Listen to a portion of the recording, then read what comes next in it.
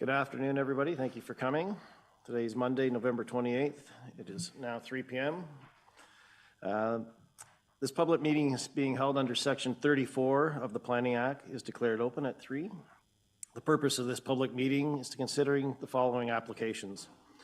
File number ZB 2206.7, being the application for zoning bylaw amendment submitted by Catherine Campello, I believe is pronunciation, to amend the township's comprehensive zoning bylaw 2003 to permit the construction of a single detached dwelling home. And second one would be file ZB 2206.8 and file ZB 2206.9, being the application for zoning bylaw amendment submitted by Calabogie Peaks Utilities to amend the township's comprehensive zone bylaw 222003 to facilitate the construction of 97 condominium units in 10 blocks in the form of 4-story stacked townhouses, 3-story traditional townhomes, and 4 1-story low-rise condominium building.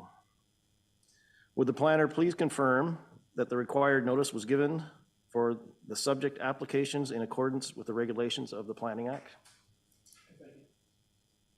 Thank you, Mayor Weir. Yes, I can confirm that correct notice was given. Thanks. Okay.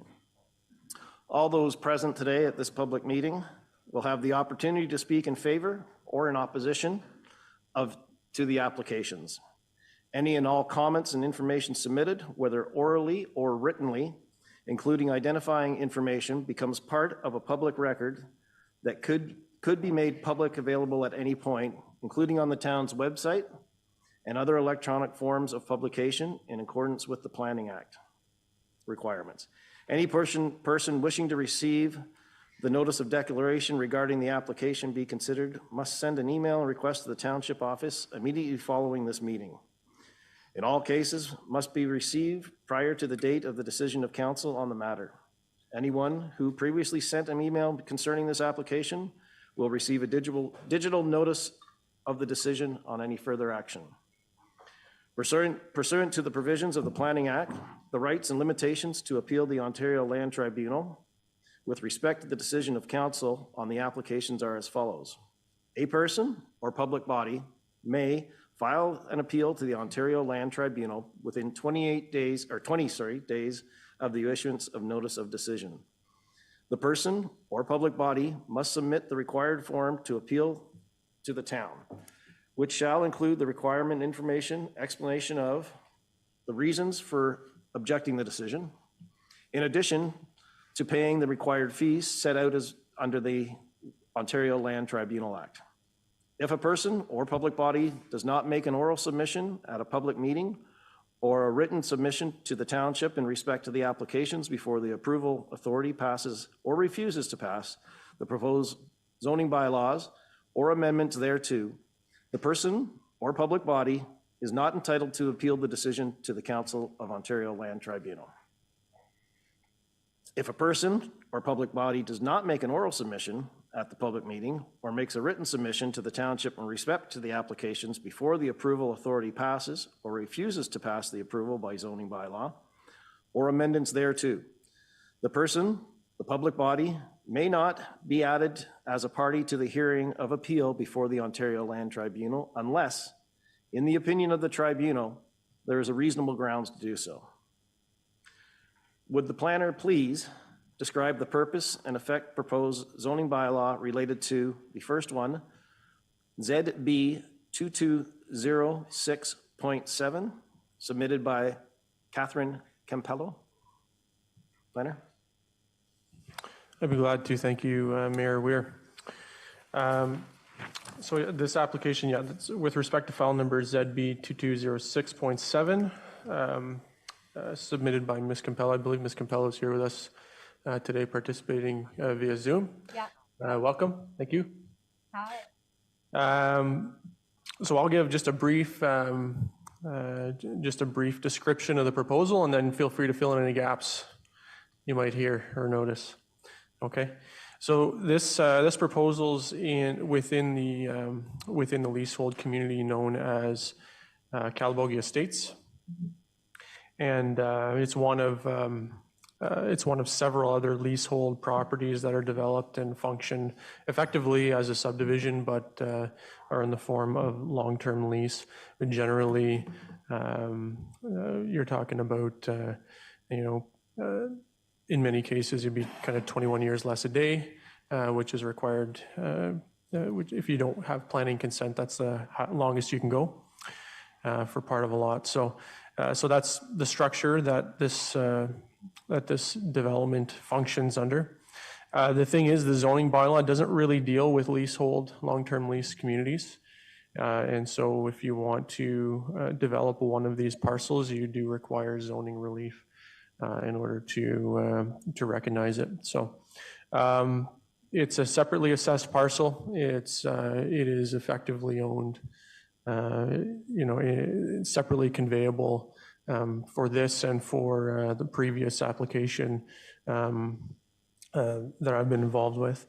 We requested a legal opinion demonstrating that this parcel, separately conveyable, functions as an independent lot for the purposes of construction of a single detached dwelling, and that there aren't any encumbrances or any other legal impediments to the development of the property in the same way that the adjacent properties have been developed. So this is really effectively a technical exercise required because of how the zoning bylaw defines a lot. If this were a lot in any other kind of planned subdivision where the tenure is freehold, we wouldn't even be here today. This is really just because of how the zoning bylaw deals and defines a lot. So I think those are my comments. If there are any, and maybe I'll just note that we also did request and receive, just in the same way that we would be requiring it if this was the creation of a new lot. We did require and request that the applicant submit a hydrogeological evaluation in order to determine that suitable water and wastewater services are available on the property. So with water, you're talking about quality and quantity, and there are minimum provincial requirements. And with wastewater, you're talking about maximum concentrations of nitrate at the down gradient property boundary of 10 milligrams per liter. So we've received that documentation. The requirements are satisfied. And I think those are my comments at this time from staff. Thank you, Eric. Does the applicant or their representative wish to speak in regards to the application? Sure, I can speak. Hi there, it's Catherine. It'd be Simpello, like an S. Although my Nona, I think, would say the Chimpello part, but it's a trickier one. Thank you, Eric. Yeah, I mean, Eric explained it. I've submitted the application to change the zoning on the lot. The lot was purchased, just for the backstory, I think in 1984 by my dad. So, and now it's been transferred over to me. So then our goal is to build a dwelling and put in septic and water. So I guess we're just looking to get approval for the amendment, and then we can move forward with that. But if you have any questions, I'm happy to answer anything. Okay, thank you. Does anyone wish to speak in favor of the amendment? See no notices. Okay. Does anyone wish to speak in opposition to the amendment? Nope. Okay. Sorry, can't see who you are on the screen there. Is it Andrew, is it? I'm trying to read the writing there. Can you see? Okay. Robin? Who is speaking? It's Andrew.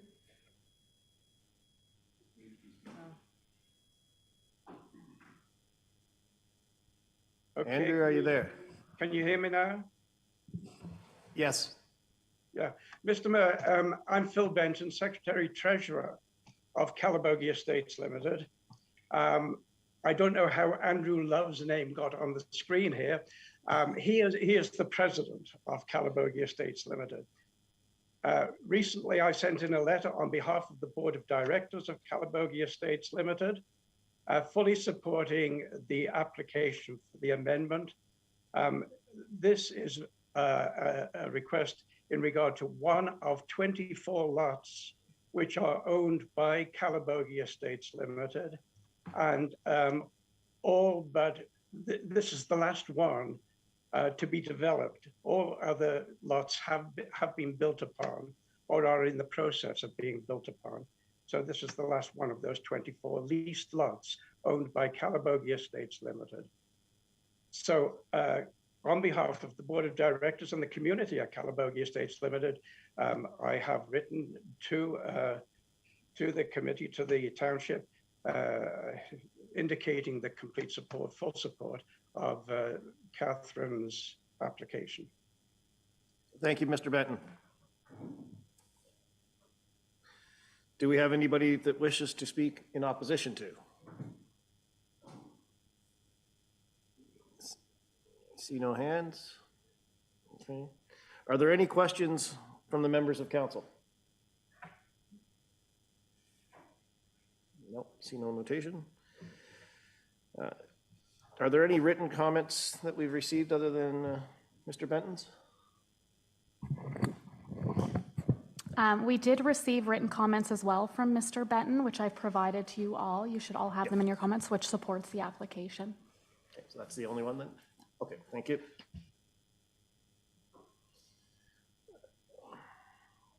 As per comments received, planner, anything to add? No, that'll be the extent of the comments that we've received on the file. Thank you. Thank you. We'll move on to our next application, which is, would the planner please describe the purpose and the effect of proposed zoning bylaws amendments related to file number ZB 2206.8 and ZB 226.9 submitted by Calabogie Peaks Utilities? Planner? Yes, thank you, Mayor Weir. I'd be glad to. So just in terms of the public notice here, I'll just read the purpose and effect. So the purpose of the amendment is to facilitate the construction of 97 units and 10 blocks in the form of a four-story stacked townhouses, three-story traditional townhouses, and one four-story low-rise condominium. The effect of the amendment is to rezone the subject lands from various rural residential zones to a site-specific exception zone to accommodate the particular uses and performance standards required for the proposed development. And I'll just note that the subject lands, kind of as they exist, are quite large. We're dealing with approximately 5 acres of land fronting on Mary Joanne Drive. I think most attendants will be aware of that fact. So I'll leave it at that, I think, at this point. Okay. Does the applicant or the representatives wish to speak in regards to the application? You'd introduce yourself, please? Yep.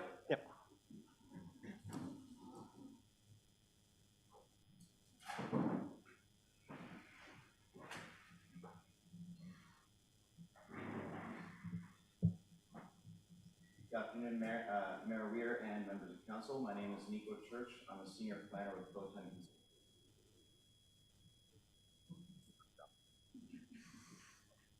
Good afternoon, Mayor Weir and members of council. My name is Nico Church. I'm a planner with Photon. At this point, I'm just going to share my screen to share a short presentation.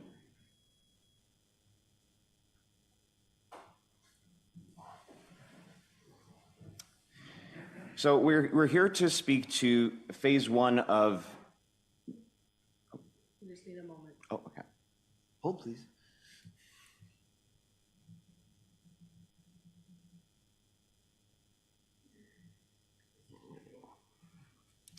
Perfect. So we are here to speak to phase one of Calabogie Peaks Resort's Juniper Ridge development, which is part of a long-term outlook at developing portions of the Calabogie Peaks lands with a mix of uses to create a recreational resort community. So this is really the first phase of development. Just to quickly introduce the members of the project team that are here.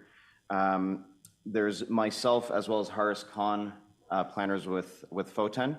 Guy Summers from WSP is here. They've worked with respect to the civil engineering for the site. Mike Jones of Azimuth Environmental is joining us virtually. and they've been dealing quite a bit with wastewater capacity and items related to that effect. And we also have Paul Murphy, who is president of Calabogie Peaks. Our initial intention was to have Paul say a few words. Would that be most appropriate maybe after I've presented, or? Sure. Okay. So in terms of where we are located specifically, Calabogie Peaks is at the corner of Calabogie Road and Barrett Chute Road. You have Calabogie Lake just to the east. And the site that we're talking about is off of Mary Joanne Drive. There's a few existing townhouses. They're just to... You just lost your foot. You have to back up. Sorry. We do have a few existing townhouses, and this site is located just to the south of the existing hotel. So it's only a very small portion of the ski resort that we are looking at today. In terms of the existing policy framework, in terms of the County of Renfrew official plan, it does identify these lands as being a special policy exception area that, again, envisions these lands as being developed in the future with resort recreation uses. So obviously there's a residential component to that with the mix of housing types, as well as down the road, a variety of, say, commercial uses or additional recreational uses to support the recreational village that Calabogie Peaks is looking to develop at the base of their resort. The zoning bylaw as well already envisions residential uses on the site. Currently, they permit a range of low-rise residential uses, including anything from detached to apartment dwellings. There's a couple of different zones that apply to the lands, and so we're looking to clean things up a little bit and uniformly permit the uses that we're proposing on the lands and make it a little bit clearer. And there's also a holding zone that applies to portions of the site. The holding zone requires a site plan application and agreement to be entered into with the township, and we've been working with the township planner. We have submitted concurrent site plan applications. So the proposed development consists of several development blocks, 6 separate blocks, and altogether we're looking at 97 units. Now it's important to note that not all 97 units will be constructed at the same time. We are looking for planning, so site plan and zoning approvals for those 97 units, but the units will be built in multiple phases based on market demand. So really the shovels will go in the ground, really most likely just for block A, which consists of 3 blocks of stacked townhouses. So those are townhouses, but that are also horizontally separated. These will be 3 to 4 stories, depending on market demand and buyers' choices for the type of unit that Calabogie Peaks, is proposing. So blocks A and B will be these stacked townhouse typologies. Blocks, and these are the ones that are furthest north.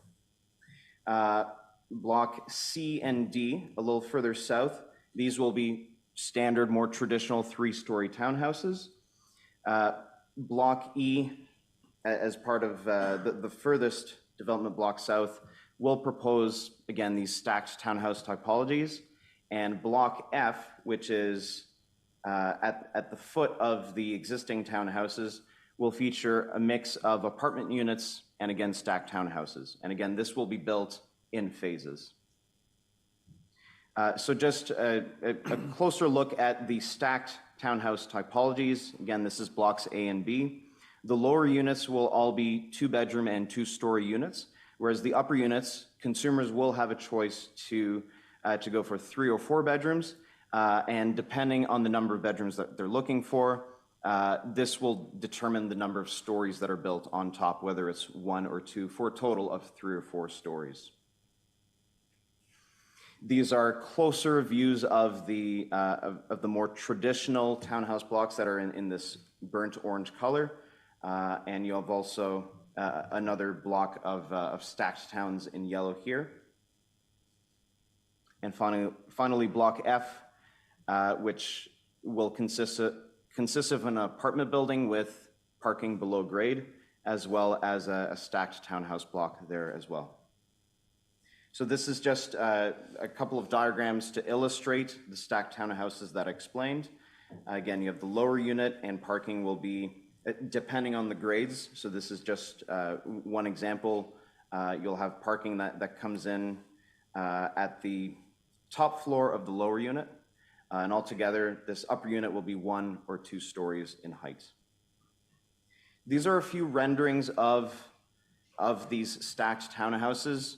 I should note, because blocks A and B, block A in particular is what we're looking to have built in the first place, these are the blocks that have more detailed architectural renderings.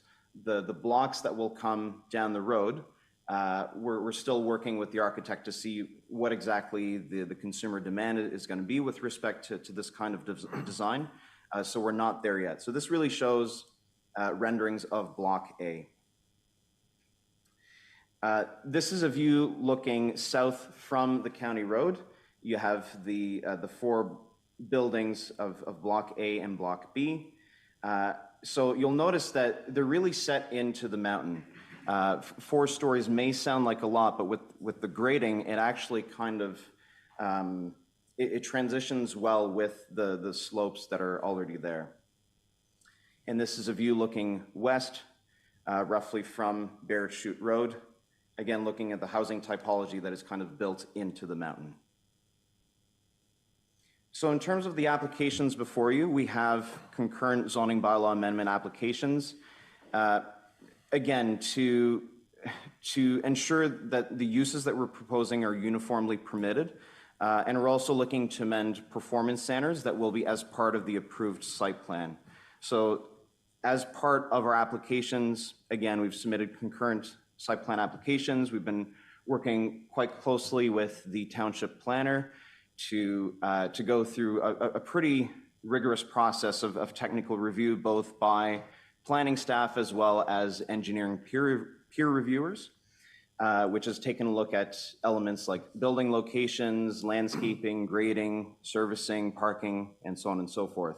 And through that, we're also going to work on finalizing a site plan agreement, which will outline all the conditions, all the requirements that Calabogie Peaks will be held to. And we'll also eventually include down the road requirements for payments of, for instance, cash in lieu of parkland, development charges, which, well, actually will be built at the time of building permit. So we're still working on those details, but it has undergone a pretty thorough review in my mind thus far. And as I've hinted at, this is just one step among many. There's several additional steps before we can get shovels in the ground. Again, a more detailed architectural design and building permit applications, and that will go through another round of reviews with the chief building officer to ensure that it is in compliance with the building code. And then Calabogie Peaks have to do some legwork as well to hire a general contractor, undertake detailed costings, secure construction financing, which will be tied to the market demand, develop all of their marketing materials. So really the timing is dependent on market conditions, on the financial state of the market and consumer demand. So Calabogie Peaks Resort is taking a very careful, deliberate approach to this, where we've submitted quite a few materials. There's a wide array of consultants that are on this project team to ensure that this project is feasible. But again, there are many other steps moving forward. So with that in mind, that's all I have for you today, but I'm happy to answer any questions or address any comments. Lois? Hi. It sounds wonderful, you know, on the outset, you know, if there are no problems that I don't know about. Have you planned for active transportation, or is it all the road? And does it connect to any trails or anything like that, or is that part of the plan? So it will connect to a ski in, ski out, if you will. So it'll be one of the furthest trails east from Calabogie Peaks, you'll be able to ski in off the mountain and ski from the mountain to the base of the resort. So that's the extent of the active transportation that we've looked at this time. Rob Tripp? Thank you, Mr. Mayor. Just a question on Phase A in terms of timing and market demand. I'm assuming that Phase A is close to going? Paul, would you have an idea as to? It's not close to go. We can't, as a proponent, we can't really progress anything until we get through the first hurdle. The first hurdle is- Paul, can I just interrupt? Can I get you to go to the mic so the people on Zoom can hear Yeah, you I as well? apologize. Yeah, thank you. Thank you.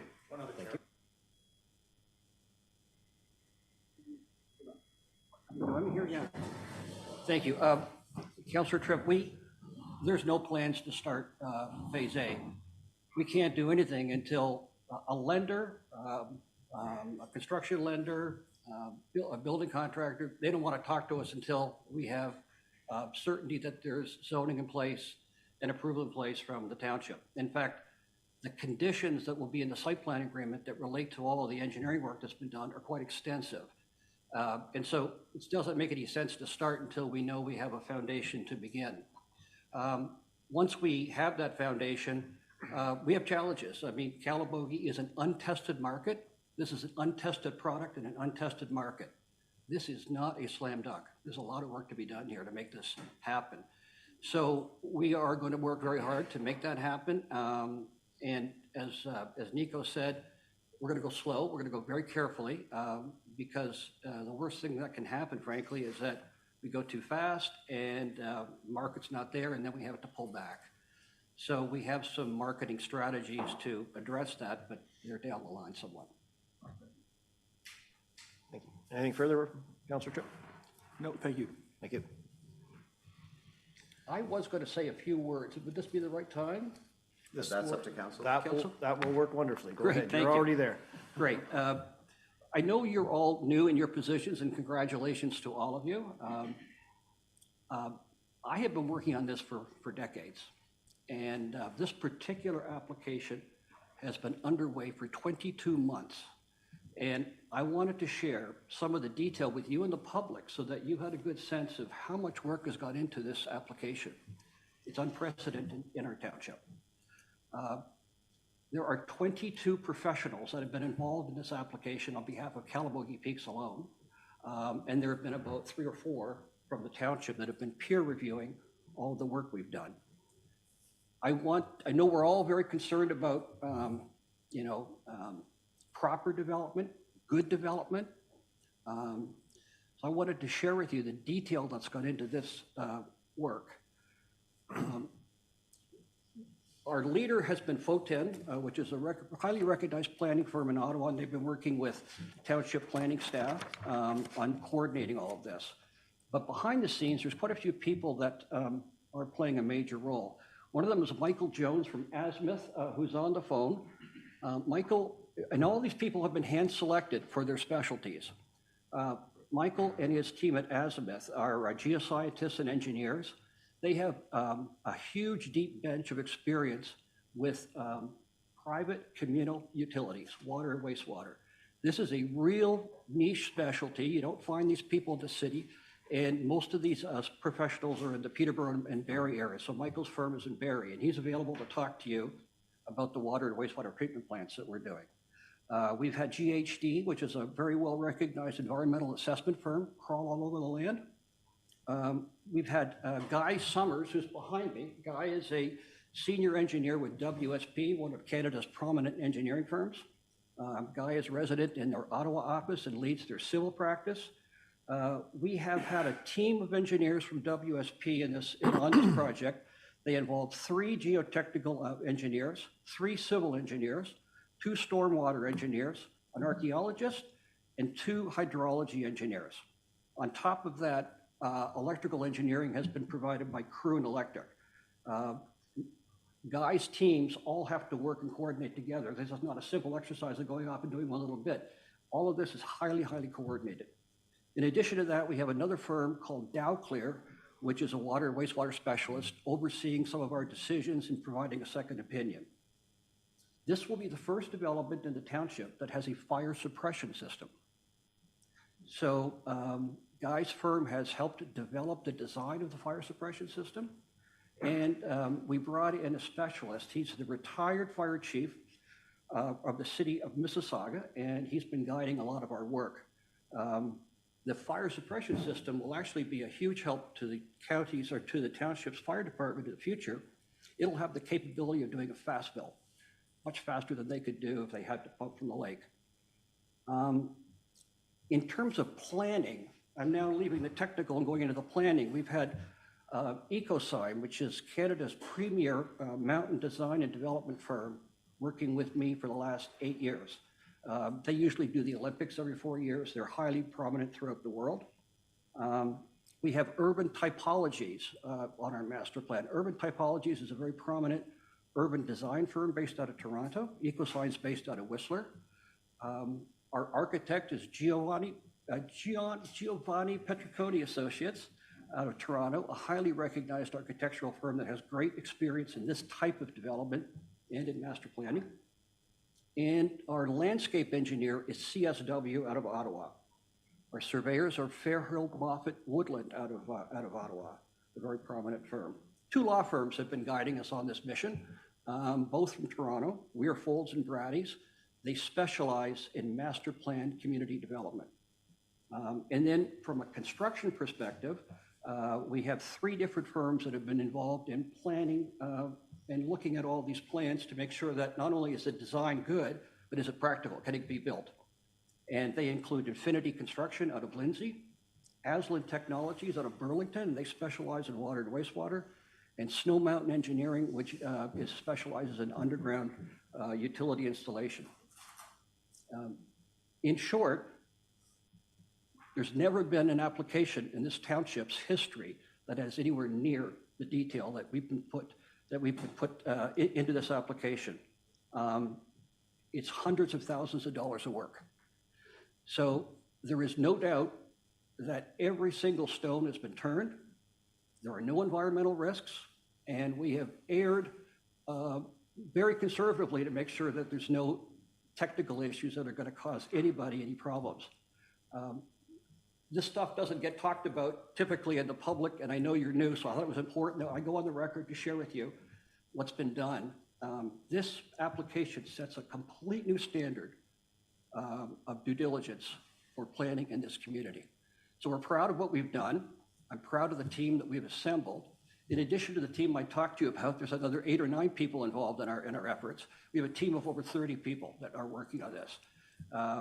And it's not just for this, it's also for what we do in the future, because we don't want to build something now that's going to cause a problem in the future. We want to think through the whole picture, which we've done very carefully. So again, you're new. I hope that helps you just understand the context, and I'd be happy to answer any questions. Thank you, Mr. Murphy. Do we have any questions from council? Go ahead. Not a question, Thompson? Mr. Mayor, but if I may say so, I think we're very, very lucky to have had this level of professionalism in this whole approach. Just want to say that. I think it is too.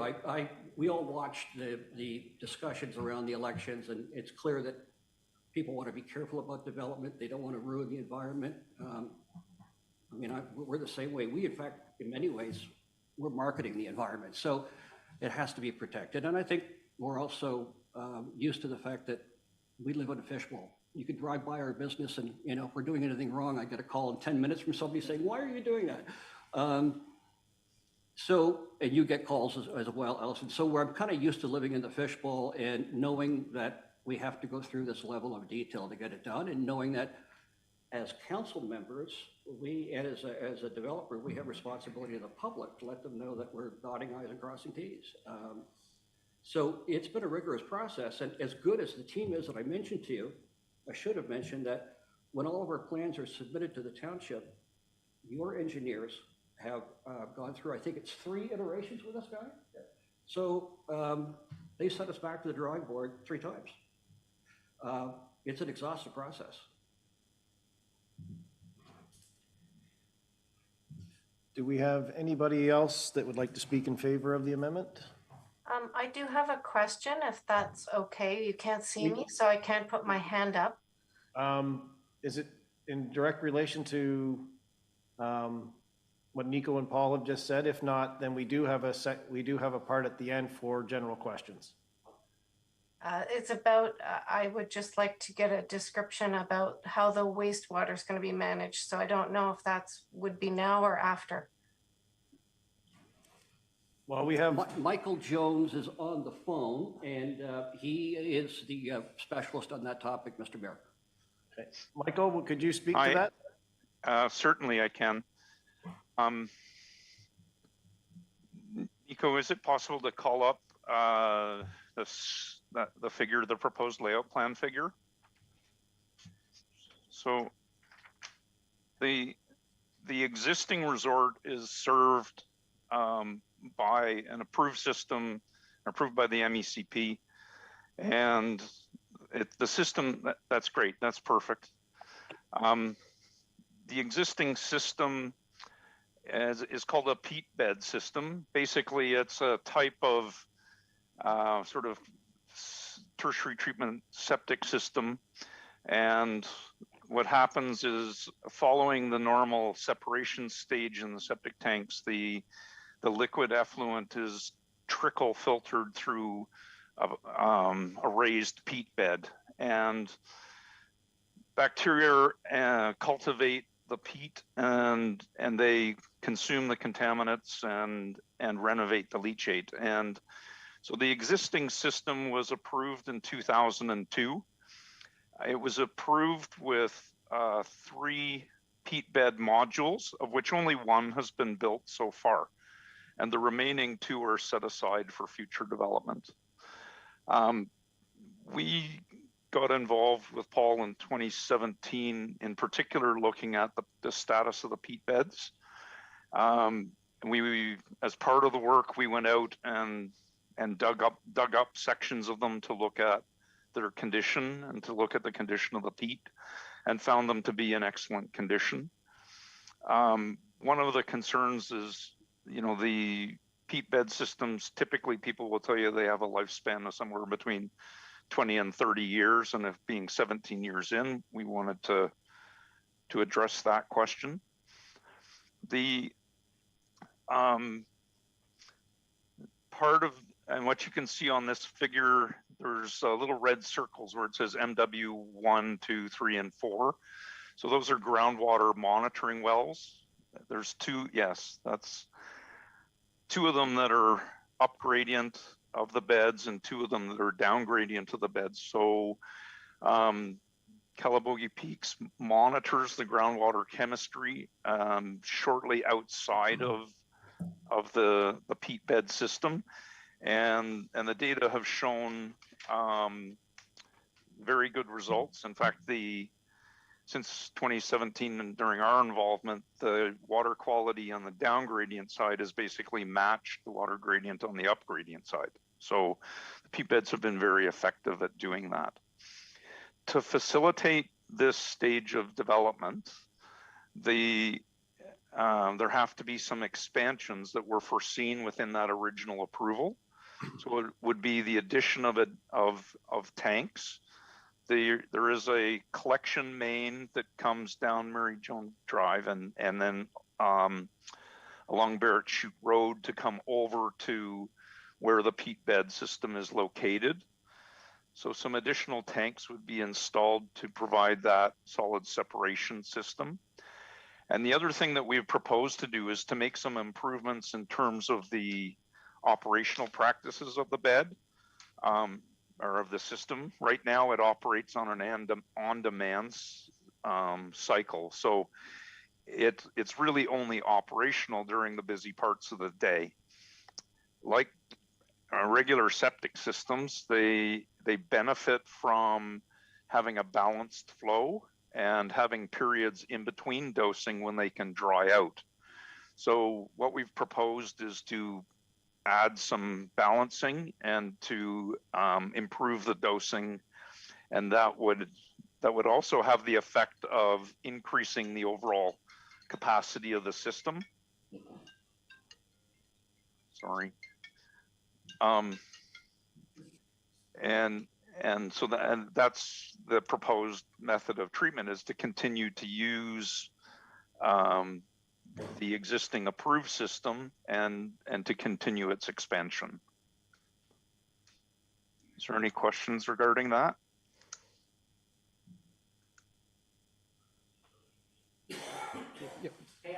Just, if we can get you to the, or we can get the mic to you, or? I don't need a mic.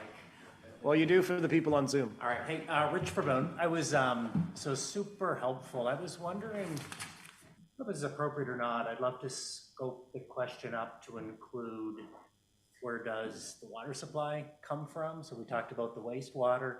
And I'd also love to understand, this is for phase 1, what's envisioned through phase 5? How many phases?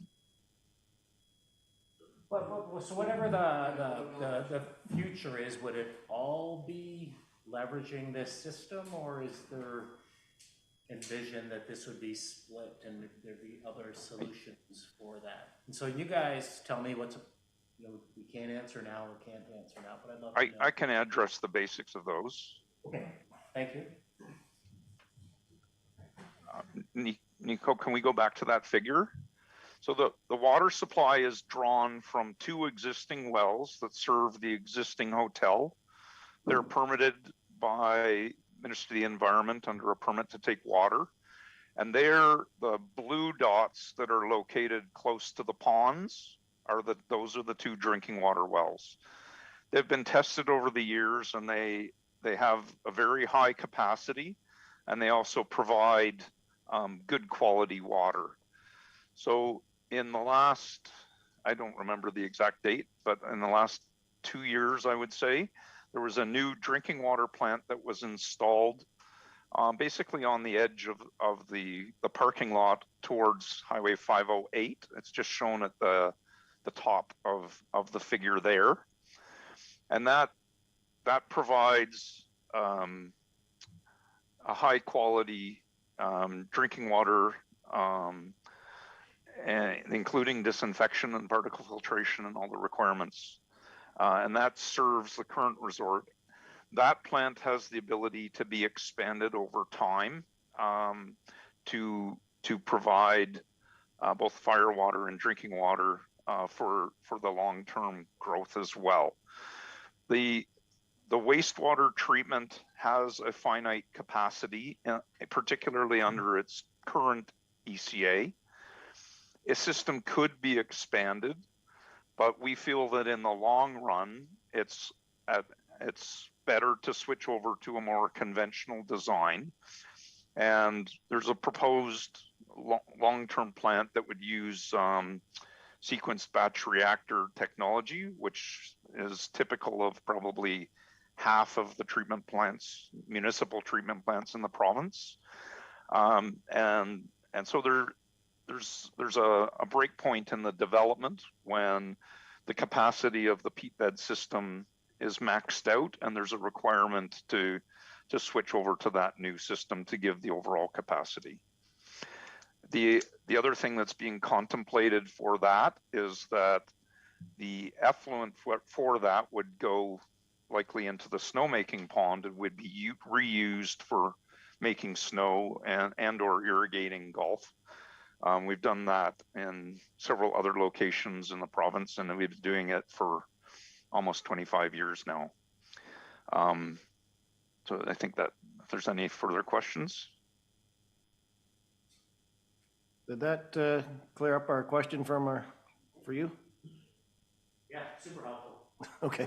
Would that treatment plant be owned by the Peaks, or would it be owned by the municipality? Yeah, through the microphone. I'm sorry, I couldn't hear the question.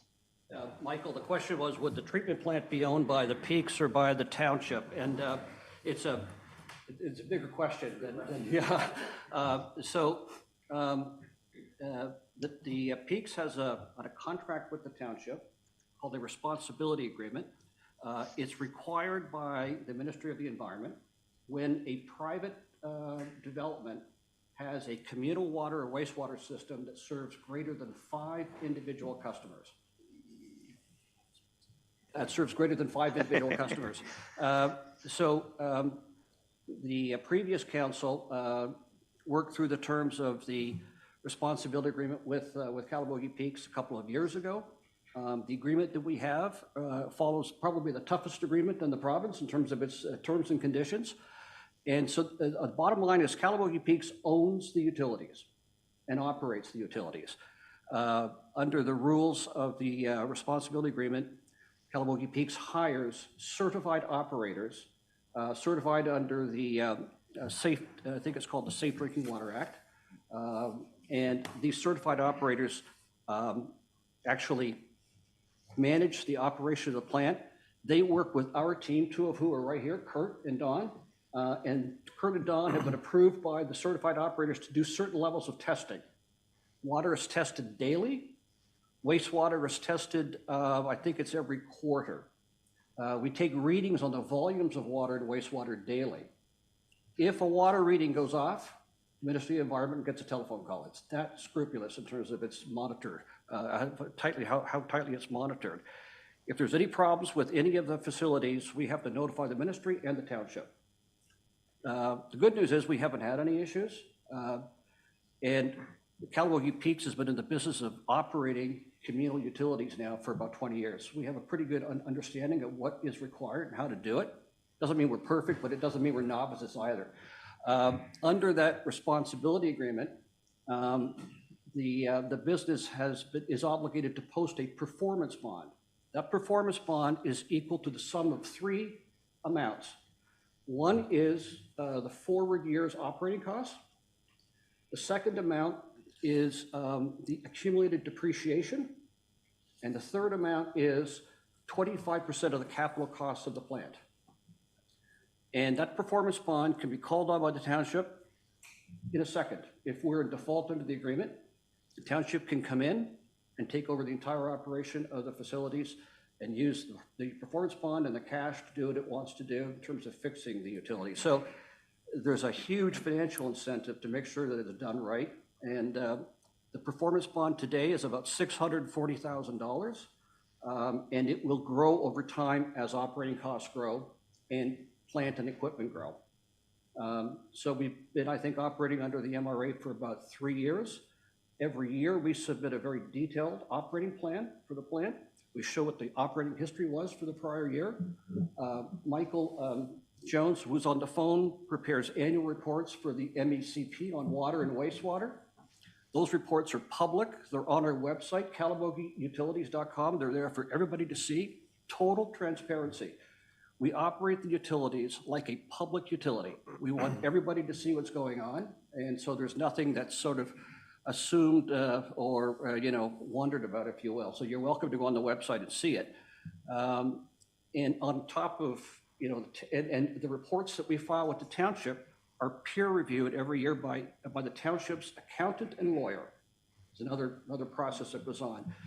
On top of that, of course, the Ministry of the Environment does spot audits on us all the time. And so we've got lots of people watching, if you will, what we do. And so there's a ton of oversight that goes on with the plants. Long answer, but it's important again for, I think, people to understand how much degree of specificity, detail, and oversight there is in this particular project. Thank you. We have a question at the back. If you just come up to the mic and introduce yourself.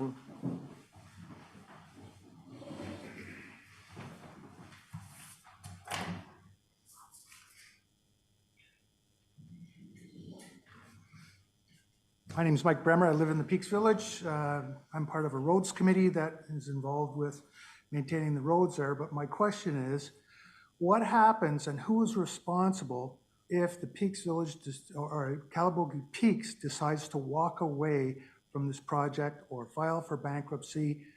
Is the township going to be on the hook for taking care of the sewer and septic system? Because there's history here involving this type of issue, not necessarily here, but in other places where all of a sudden the township is on the hook for the sewer and septic. Mr. Mayor, I'd be happy to answer that question. Mr. Murphy? So, Mike, under provincial law in Ontario, the Ministry of the Environment used to step in and fix broken septic systems. And they stopped doing that, and they put that liability or that responsibility on the shoulders of the townships. So they downloaded it. As a result of that, when you have a development in an area like this where there is no township system, right, we're all rural, you then end up with a utility that the township could face liability on because of this downloading from the ministry to the townships. So as a result, when the Ministry of the Environment downloaded this responsibility, they introduced this rule about the responsibility agreement that I mentioned. And so they've said, okay, local governments, bad news is we're downloading. Good news is we're imposing a rule that says you get yourself protected through this agreement. Make sure that if Calabogie Peaks does go bankrupt or we go underwater, the township has tons of liquidity to look after the problem. In fact, from a practical perspective, this is likely what would happen. The problem would be fixed using their performance bonds. There'd be money left over, and the township could turn around and sell the utility to an operator. There are companies out in the marketplace today that like to operate private utility systems. It's a for-profit business for them. And some of them are Corex. There's a company in Ottawa that does it as well. I forget their name, et cetera. And then there are other operators like the Ontario Clean Water Association, which will operate these systems and look after them, like our certified operator does. So the whole contractual relationship and structure inside this responsibility agreement with all of the precautions that I mentioned earlier, including the performance bond, completely insulate the township from any negative downside scenario. Paul, can I add something too? Yeah, Mike. The one aspect to that you didn't mention is that the operations are funded through user fees, and that would continue to be a source of revenue for whoever is the owner and operator in the case of default. So it isn't as if the funds in the reserve fund are meant to last in perpetuity, but they're to kind of get things kick-started and would continue to be funded through user fees. Yeah, that's a great point. And again, if you go on the website, you'll see that our user fees are, we have a bar chart that shows what our water and wastewater fees look like compared to town of Redford, the town of Arnprior, other places, and we're right kind of in the center. So the whole thing has been designed through the eyes of a resident in the community to look and feel like it's a public utility. Okay, thank you. I believe we have one more question. If you could go to the mic and introduce yourself and.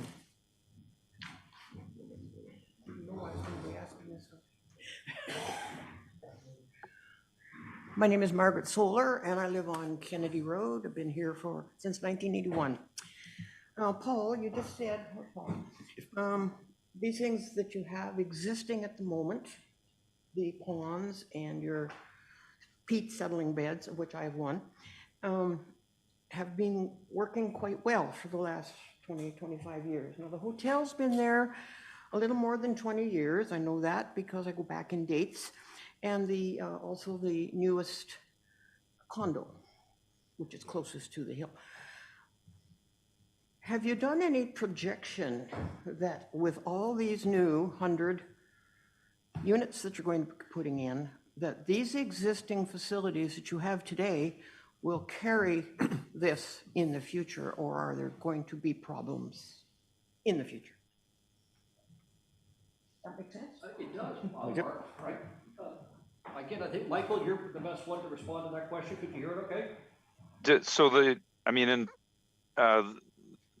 water and wastewater utilities are directly capable of being expanded within the existing MECP approvals in order to satisfy the demand from the proposed new units. There's also other plans that carry things forward when subsequent phases potentially come online in the future. So, we've looked at servicing in both the immediate, the short term, and also the long term. to make sure that it's all feasible. Okay, thank you. I believe we have one more person with a question, Mr. Kerr? Yeah. You just go to the mic, please. Thank you, Mayor, Council. My name is David Kerr. I'm a property owner on Barrett Chute Road, immediately downhill of the proposed development area. And I'm a director of Renfrew Condominium Corporation number 2, located opposite this property. I have a question about the statement that was made by your planning officer at the outset. The subject land is quite a bit big parcel of land. It extends all the way over to Highway 508. While this first several stages of building only concerned the lands either side of Mary Joanne Drive, my understanding is this zoning approval would carry forward for all this other property, correct? Thank you, and through you, Mayor Weir. No, so this will only apply to just that piece. So the rest will remain current. I think it's TC exception, tourist commercial exception. Okay. Yep. All right. Thank you for that clarification. I had opportunity a couple of weeks ago to inspect the plans that the township staff have here, and I and some of my other neighbor property owners have concerns about the issues that have been raised today: traffic planning, environmental assessments, wastewater treatment. I was unable to see the detail of these plans in the information that township staff have. At what stage Mr. Murphy has made it very clear that he has tremendous capacity in terms of planning staff. But at what stage are these plans recorded in detail with the municipality? Thank you, through you, Mayor Weir. So there's the consultants noted that we're dealing with 2 applications for site plan approval concurrently with this, and these deal with the detailed engineering design. So exactly where the pipes are going to go in the ground, exactly what the road profile is going to look like, that kind of thing. That's not a public process strictly because it's an engineering design process. It's purely technical. It's based on provincial standards. So it's not a question of what do you think about it. It's that these are the standards. This is what the pipe, so what the fall of the pipe has to be. This is the amount of water that has to be flowing through that pipe. This is what the size has to be. This is what, so it's through the site plan approval process. That's when that kind of gets ironed out. And there's also the environmental compliance approval process through the Ministry of the Environment. So perhaps someone from Mr. Murphy's team will be able to note that. So they're moving through that process currently. And do neighbors and members of the public have opportunity to comment at later stages, or does everything? Through you, Mayor Weir. So this is the public process. So the zoning bylaw amendment process is establishing the principal development. So this is the opportunity to provide comment on that. So again, the site plan, the detailed engineering plans, those aren't circulated for comment because the expectation is that those are going to be reviewed by peer reviewers, people with appropriate qualifications in order to review those and determine whether they meet provincial requirements. So that's the process there. Thank you. Yeah, our concerns stand with respect to wastewater treatment. We've had been firsthand witness to the existing system. I really am concerned about it being able to handle multiple times of units over what's currently there. I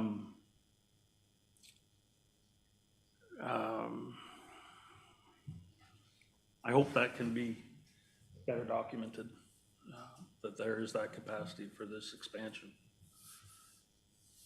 And through you, Mayor Weir, maybe just highlight. So I think what's been noted by by Mr. Jones here is that the system is actually going to need to be expanded through this. So there's an environmental compliance approval for, I believe, 3 treatment units, but only one of them has been built. So they'll need to add to that in order to accommodate the new units.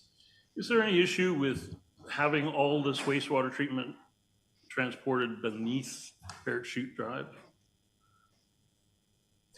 Hey, we're getting into some engineering questions here, so I'm going to float that one to an engineer, if possible. Thank you. Thank you. I mean, if I can answer that, the sewage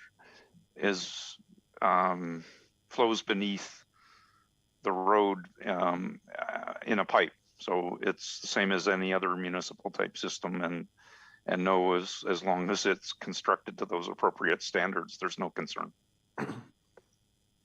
Thank you. Do we have anybody that wishes to speak in opposition of this amendment at this time? Mr. Murphy? Okay, I'll take that as a no. Are there any questions from our council members at this time? No? No hands? Are there any written comments received? I think we had one, didn't we? Yeah. Yes, thank you. We did have one written comment received from Mr. LaRock. He's a resident on the north side of Barrett Chute Road, which I believe you've all been provided the comment from Mr. LaRock, just with concerns related to the stormwater runoff and drainage, specifically the increased amount of rate and runoff resulting from the covering areas of land with non-absorptive surfaces and buildings and structures, as well as concerns about the potential development of wetland areas on adjacent lands owned by the applicant, as these lands drain through small seasonal creeks which run through the property and others along Barrett Chute Road. Can this resident be assured and other property owners that the development will adhere to the guidelines set out in the Ontario Ministry of Energy and Environment document B6 guidelines for evaluating construction activities impacting on water resources? Thank you. Yes. Thank you, Mr. Mayor, councilors. Guy Summers, Vice President at WSP Engineering. I was able to review the comment that we received from Mr. LaRock earlier today. So just want to give some background on what we've done with respect to the stormwater design. Over the last few years, we've done what's called an existing conditions report, which documents all the current conditions of stormwater that passes across the property and how it leaves the property and how it percolates through the property. And through our hydraulic models, we determine what is currently happening. The rules of the land state that when we're finished developments partially or completely, that the post-construction cannot be any worse or higher flow than the pre-construction conditions. So that's exactly what we've done. And we do that in a number of ways. And we have to worry about quantity and quality.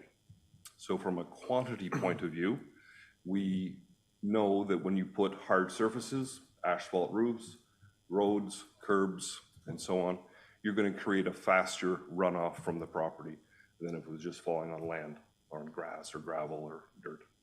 So what we have to do is we have to retain the water for a longer period of time so that the flow off the property is equal to or even less than the pre-construction number. So that's what we've done here.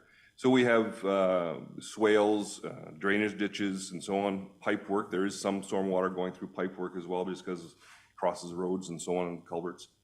And eventually it goes through called an OGS, oil grit separator, so it has some quality issues, which I'll refer to later. But from a quantity point of view, through interaction with the township's engineers, Cambrium, we came up with a solution that incorporates the large ponds that are on the site.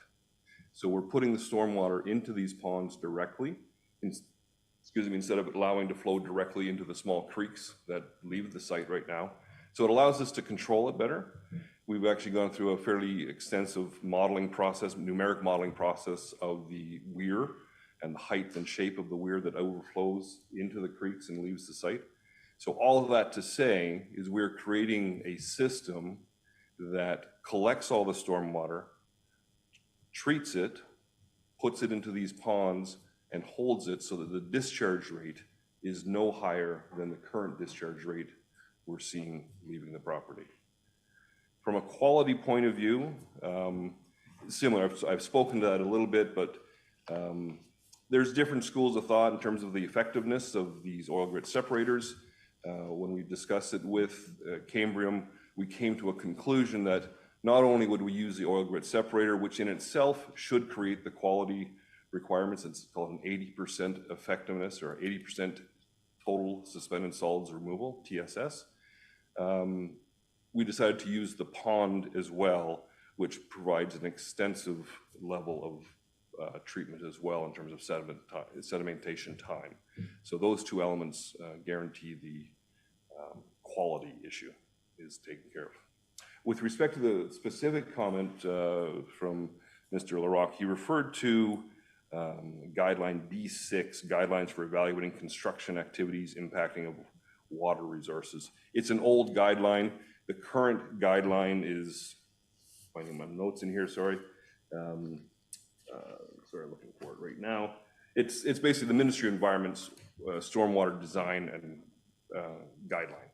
They're all encompassing the same issues, which is post and pre-construction management.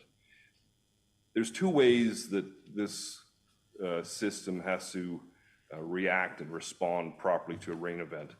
And one is during construction, when you have open excavations and construction activities going on.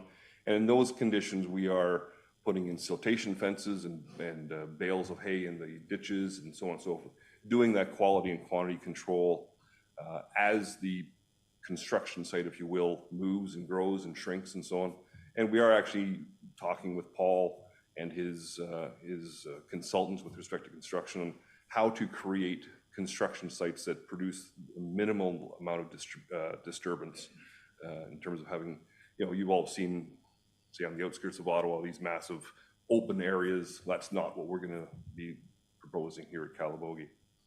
So during construction, it's called sediment and erosion control practices. And it's a specific engineering document that is prepared for the constructor to follow explicitly. Our site inspectors will be monitoring the effectiveness and so on of that design. The second stage is, of course, when we're all done and we've left the constructed site, is what's the impact when you have accumulated sediment on the ground and then a rainfall event. And that's where the second part of potential contamination comes from, which we see daily day. Whenever you have a heavy rainstorm, you see the creeks are running a little browner than normal.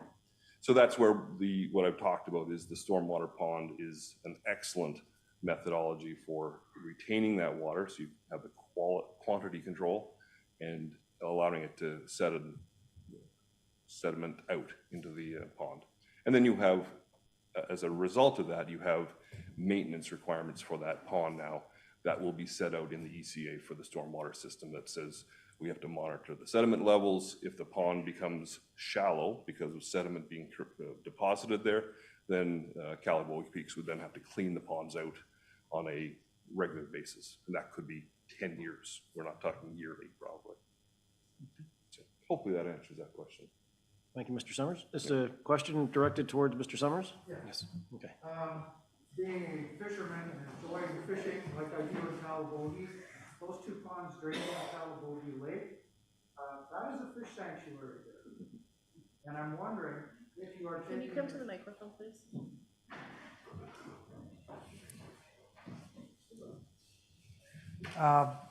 Being a fisherman and enjoying Calabogie for the past 20 years, that is a fish sanctuary there that's closed off. Those two ponds drain in to Calabogie Lake. And what's going to happen? We can't even fish there until the 1st of June because it's closed off because of the fish, because it's a sanctuary.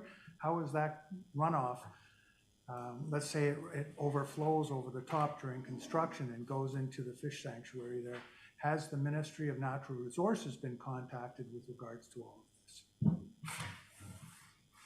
Good question, thank you. With respect to how this will impact fish sanctuaries and so on, the controls we're putting in with respect of using the large ponds that are on the site right now, and the elevations of the sidewalls on those ponds are far higher than we need. The weirs has been redesigned. We went through a modeling exercise last year to adjust the weir shape and size so that the runoff was, according to our models, appropriate, and again, less than the pre-development rates. So I'm not going to suggest that we are going to improve the water, but we're going to be putting the engineering controls in to maintain, if not improve, the water. I think the second part of that question too was the Ministry of Natural Resources brought in on this? No, I can't say that they were, Paul. I don't believe. Maybe Paul has an answer on that one. I know, obviously, we're using MECP rather than MNR. No, because the jurisdiction lies with the MECP, not with the MNR. I would also, Mike, just make a comment. When you use the word fish sanctuary, is that your term, or is there a defined fish sanctuary you're aware of? It is a defined fish sanctuary. Okay, because we have done environmental analysis and assessment of the creek going into the lake. And the conclusion is that there are no fish in the creek. The creek is clear, and there's no habitat to be concerned about. So I've never seen a designation of a fish.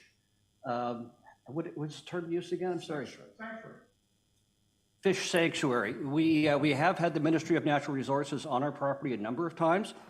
We've talked to them about the way we manage our golf course and keep chemicals away from the water. They share a lot of information with us, and they've never identified a fish sanctuary off our shoreline. So it's news to me. Thank you. Eric? I was just speak to that. Yes, thank you, Mayor. We are just going to note that the official plan doesn't designate Calabogie Lake as an at capacity lake either. So. Okay, thank you. Do we have any other written comments? No, we do not. No. Councilor Lois Thompson. Thank you. I'm just curious about the ponds themselves. Are they natural or are they lined? Like, is there the opportunity for the, the whatever, the vegetation and et cetera to clean the water? There is an element of that. So they are natural ponds. They're not lined ponds. They were dug by Calabogie Peaks as a feature and as a source of water for snowmaking. They are natural ponds. And yes, there's a small amount of treatment that happens there, but again, we're talking about stormwater, which is a fairly non-organic situation, whereas Mike gets into the wastewater stuff. Okay. Just to supplement what Guy had mentioned, the water, the ponds were expansions of a creek that run through the property.